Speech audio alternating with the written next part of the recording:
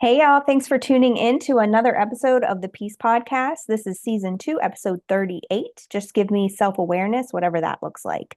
And before I get started, just want to remind you to like and subscribe to my YouTube channel, share, and go to my social media and share those as well, because the more you share and subscribe and follow to those pages, the more this word gets out to other people. And so I came across this one as I was thinking about what is the one thing that I wish that everyone was able to know and do. And being self aware and understanding self awareness is that thing for me, because I think the more self aware you are, the more capable you are of navigating the world in less of a hurt and traumatized space and more of a empowered and controlled space. And so it made me think about when your kids throw temper tantrums, right? And so I know that if you're a parent, you've been there, especially when it comes to the tail end of the night and things are winding down, but it's not quite bedtime yet. And if you're anything like me, you don't function well when you're tired either. So you very much so understand when your kids start throwing those temper tantrums because they're tired and they don't really know why things are affecting them the way that they're affecting them. But you know, because you can take that balcony view of what they're experiencing, that they're just in a state of exhaustion. And so that's why everything is seeming like the end of the world to them. So when you're in that space with your kids, it might be something like you telling them, hey, you only have about 10 more minutes, and then we have to go get in the shower. And it turns into an entire meltdown in the middle of the living room floor that sounds something like, I don't want to get in the shower. I'm too tired. I don't want to do this. I don't feel like doing that. I just want to watch TV. Just give me, 30 more minutes or whatever it is that they're trying to gain access to. But just like I know, that when they've reached the point of exhaustion, like they're past the point of tired, there's a very fine line between these two, and they've reached the point of exhaustion. Any type of reasoning that you have inside of you, any type of gentleness inside of your parenting is going to be received as an attack, regardless of what you say, how you say it, and how gentle you are. And saying things like, you need to shower, you stink, you went to soccer is not going to land well, regardless of how gently you say it, because they are too tired to be able to internalize that information. And so when we're not self aware, we walk around the world in that state. We walk around the world being easily triggered, easily traumatized, easily in an emotional dysregulated state because we aren't aware of what's going on inside of us. And so when I think about that, and I think about, when I'm psychoanalyzing situations and people and just, trying to figure out why people are responding the way they are or moving the way they are, oftentimes what I notice is that their lack of self-awareness is the real root of why they're responding the way they're responding and why they're receiving things the way that they're receiving them. So, what's a great thing that we can do for ourselves, and something that we can do not just so we're navigating the world in a better way, but so that we can be more empathetic and graceful to the people around us. Not meaning that you're letting them walk all over you, because I'm never an advocate for that, but at least understanding why they're being the way they're being, so that when you respond, you're responding instead of reacting, or oftentimes just remaining quiet because there really is no reason for you to respond at all, because they're not going to receive it. Much like your kid when they're throwing a temper tantrum at nighttime, sometimes you just have to pick them up, throw them over your shoulder, and walk them up the steps to their bedroom, because nothing that you say or do in that moment is going to break through their lack of self-awareness and their intensely triggered system, because they're just beyond that point. Now, the great thing about kids is that they're malleable. So you have the opportunity to teach them and help them to learn how to be more aware of, when it's 7:15, you're going to get really tired. So we're going to go ahead and start winding down so we can get you upstairs by 7:30. I know that that's my youngest time. Like if he gets past 8 o'clock, we're done. It's going to be an hour before he gets to sleep. And so I know that about him, but he doesn't know that about himself. So what can we do to make sure that we're navigating in this world in the most self-aware way that we can? one thing to remember before it's a little caveat before we go into the things that we really need to be aware of to determine that self-awareness is that you're only going to be able to be as self-aware as you can be right now today. And I say that because throughout my healing journey, this is why I never say that anyone is fully healed, because I don't think that we're ever fully healed. We're always in a process of uncovering and becoming and allowing ourselves to be and do the things that are truly our internal being, because so many layers have been added onto us and so many expectations and so many conditionings have been added onto us up until this point that it takes a minute to uncover those. And it's like once you uncover, the external of the wound, then you start to see what's really oozing inside of it. And I know that's really gross, but it's a great metaphor to understanding that it's not just the scab. Sometimes it's what's happening underneath of it. And so you're not going to just go through this process and be completely self-aware. There are going to be things that happen, especially if you get into healthy relationship that you never know existed if you've always been in toxic situations, toxic family systems, toxic relationships.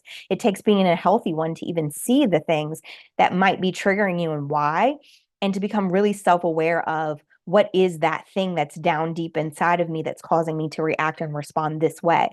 And so the first thing, when we're in a space where something is happening inside of our lives, it is very easy to navigate that space thinking that your perspective is the only perspective. I mean, after all, you are you, and you can't operate from the full space of where another person is because you're not them, you don't think like them, you haven't had their life.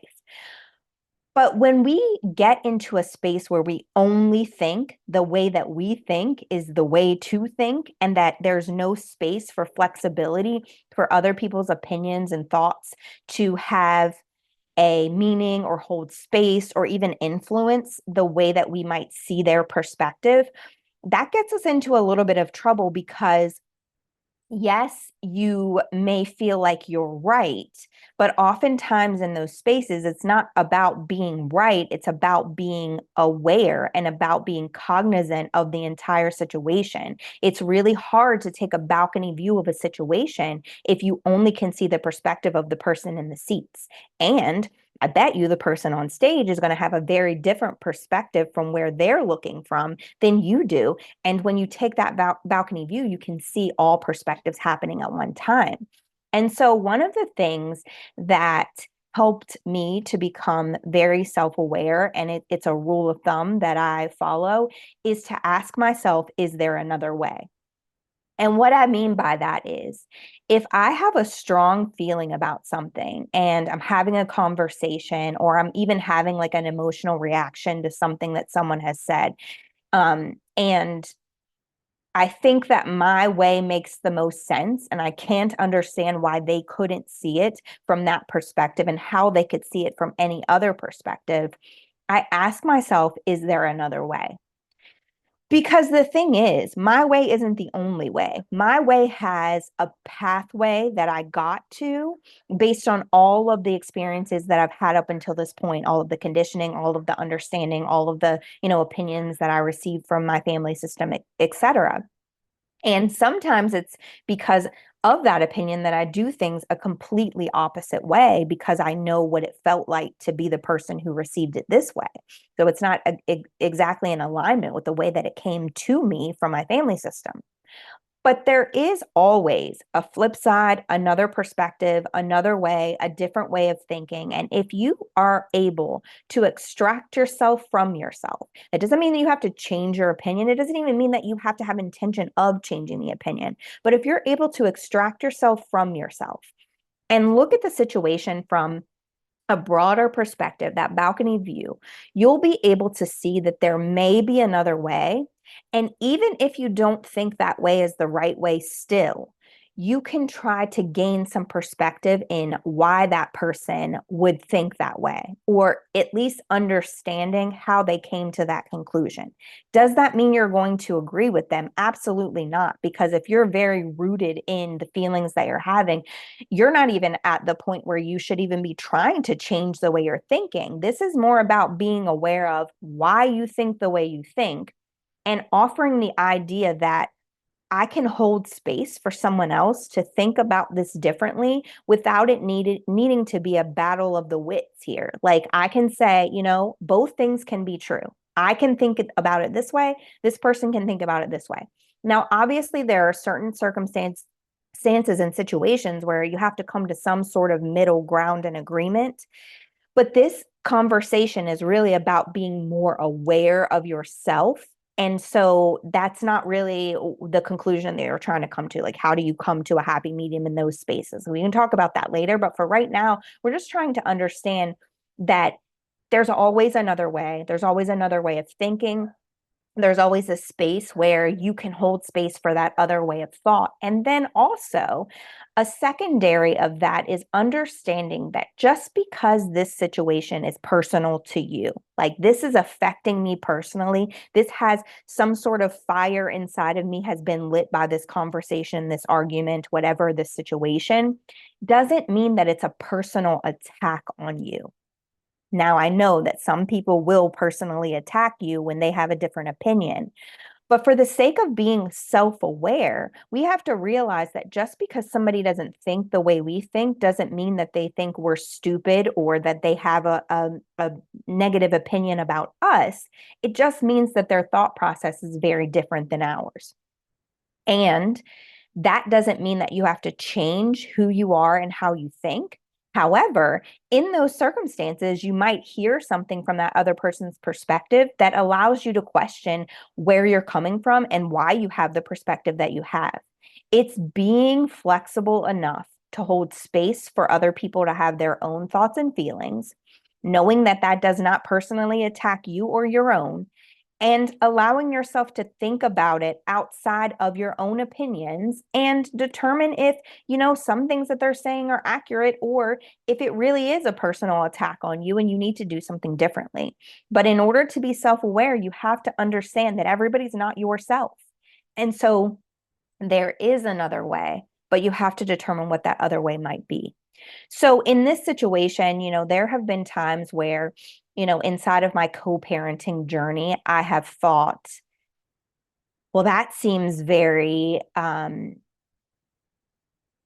inconsiderate of me, my time, my emotions, the things that I do on a daily basis. And I thought, well, that person doesn't care about me at all. They're just taking advantage of the way that I, am doing this. And so the way they're thinking about this is just silly because the way I'm thinking about it is including everybody, right? Like that's the thought process that I've had when it comes to like pick up and drop off times, pick up and drop off location, whatever it is.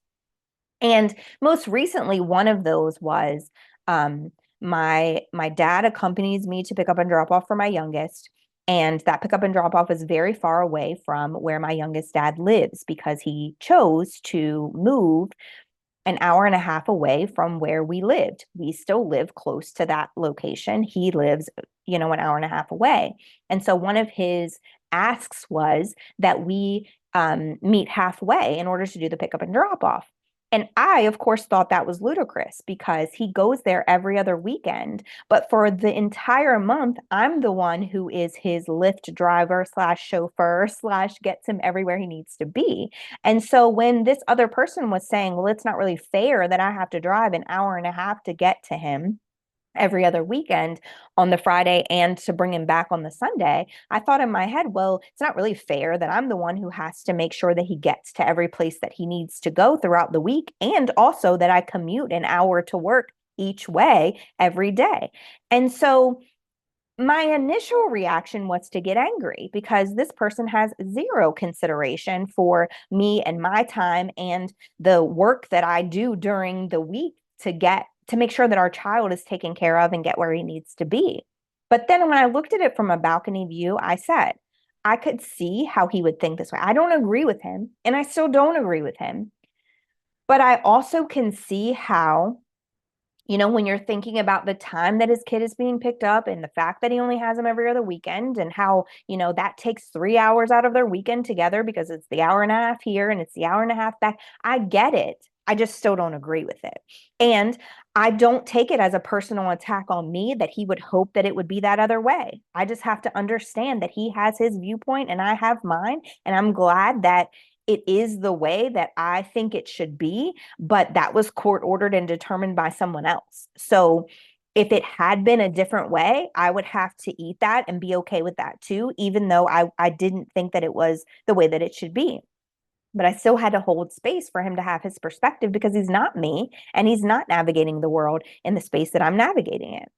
The second thing we need to do to become fully self aware is to ask ourselves why. And this is my favorite question.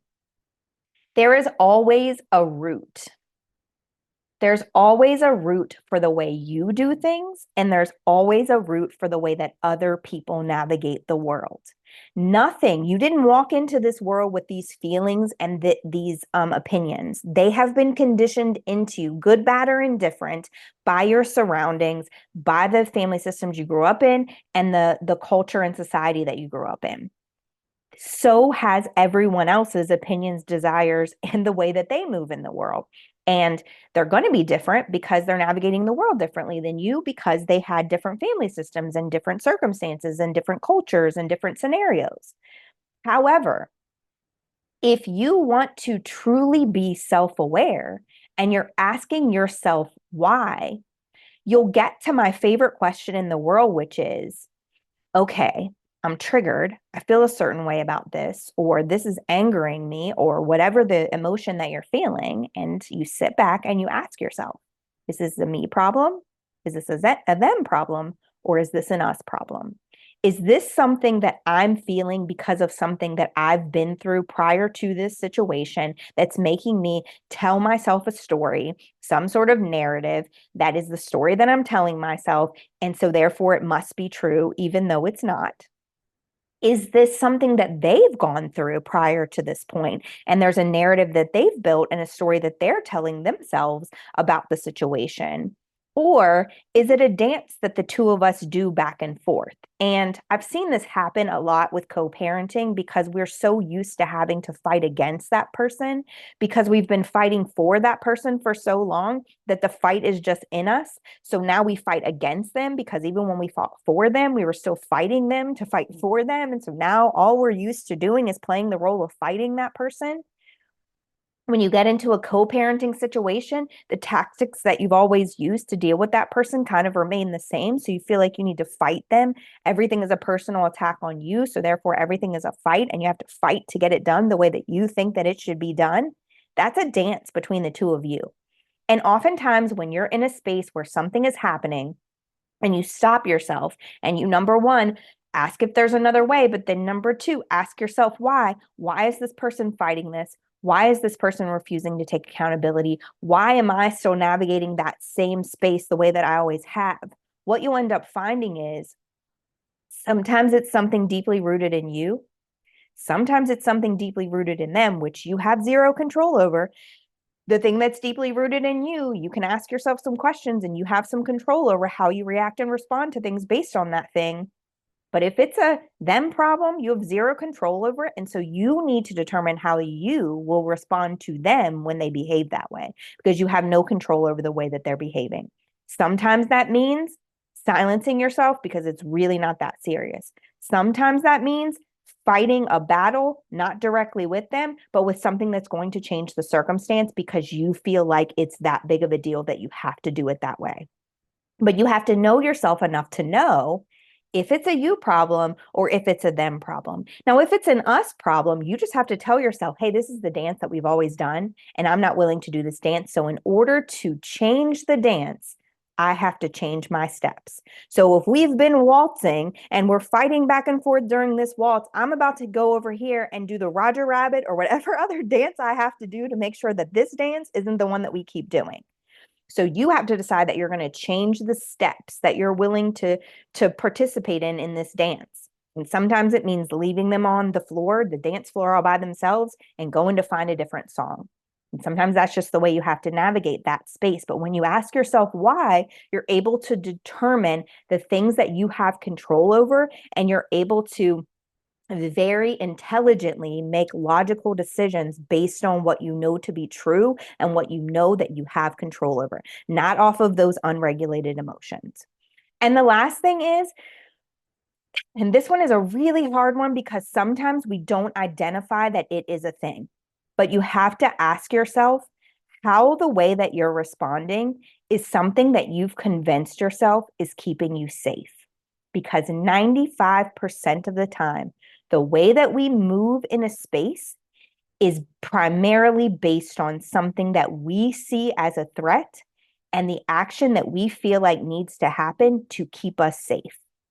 So, prime example, if somebody goes to make a snarky comment to you and your knee jerk reaction is to pop off at them, you feel like the louder I get, the more they'll hear me, and the more this will keep me safe because I'm going to, one, let them know that they can't play with me, and two, try to convince them to change whatever they said, their perspective about that thing, or apologize for what they said so that I don't feel like there's a personal attack against me. That's a way to keep yourself safe.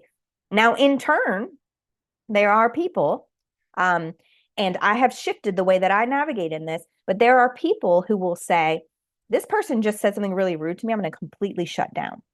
Because if I build a wall between them and me, now nothing they can say will get to me. Nothing they can say will be able to hurt me. Nothing they can say will be heard by me because I've built a wall, and that's how I keep myself safe. So when you're thinking about this in your relationship and in your navigation with just people in general, think about the way that people respond to you. And if you think, wow, they're really trying to keep themselves safe because you've seen a pattern of the way that they respond, usually it's easier to see it in someone else, but then flip it back and turn it on yourself. Like, what do I do when someone is? Sometimes people use tears, right? Like tears can be a good thing to get rid of those dysregulated emotions, but also sometimes people know that if they display heightened sense of emotion, that the other person will put away their weapons and will be more gentle to them. And because that makes them feel safe, they utilize it every time. When you're thinking about yourself, think about what's my pattern when I get angry? What's my pattern when I get nervous? What's my pattern when I feel like, you know, this relationship? I have this one that I've had for years because, as you know, one of those core beliefs that I've had is you're not enough and you have to be perfect to be enough. And so sometimes when I'm in a space where I feel like the person is telling me that I'm not enough, I can get defensive. But because I've worked on that thing, because I'm self aware, there's something else that can occur inside of that space where it's like, well, now I have to sabotage this thing because if I sabotage the whole thing, then it's not me, it's the thing that has the problem. I don't have to defend me because the thing is imploding and blowing up. And I don't want to be that way either. So because I'm aware, I'm like, hold up, wait, that's not the way that I want to navigate. And so I've worked on really identifying when I'm doing that. But when you think about the way that you respond to certain circumstances and people and situations, etc., think about what your go-to is and ask yourself, when I do this, how am I convinced that this is keeping me safe? Because there's a reason that you're triggered. There's a reason that something traumatizes you. There's a reason that you tend to navigate toward the same type of behavior, responses, and reactions. And most often than not, it's because that's the way you navigated the world when you were a child and you received your first traumatic experience. And that's just a pattern that you've held on to for your entire life. Something to really think about too is that oftentimes when we've had to navigate a space in that same mannerism over and over and over again, sometimes when we become adults, we hold other people accountable for the fact that they can't and haven't had to navigate the world in that way. So you'll see this is just kind of a side note. It's something that popped into my head, and I think it's very interesting for us to note. You'll see somebody who, when they were a child, they had to figure out their own emotions themselves, get really frustrated when other people ask them for emotion, like emotional support. They're like, well, why would I help you? You can figure this out on your own. But some people can't. Some people need that support. And because you, as a kid, had to figure that all out on your own, you expect that that other person should have to. And so when they come to you, kind of get irritated. You're like, I'm irritated that you're even asking me to help you with this. You should be able to figure this out yourself.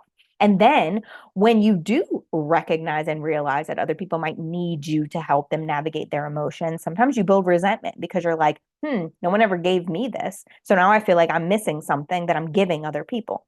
So that's just a side note. But really, when we're thinking about being self aware, we have to practice the pause and logically think about the situation. Something that I constantly tell myself over and over again is practice the pause. Where's the balcony? And when you look from the balcony, it becomes this entire different perspective that you didn't even think about. So if you find yourself in that space and you feel like you need help with that journey, absolutely reach out to me. You can DM me on social media sites. Also remember that these videos are intended to help you break free from bondage and just be self-actualized to the world around you. And so if this message was helpful for you, then it's probably going to be helpful for someone else. So if you would share this message so that other people can break free from the bondage they're experiencing, that would be amazing. And lastly, if you have a self-awareness story, go ahead and share that in the comments so that we can all look at the way that other people have been able to self-actualize so that can help us on our healing journey as well.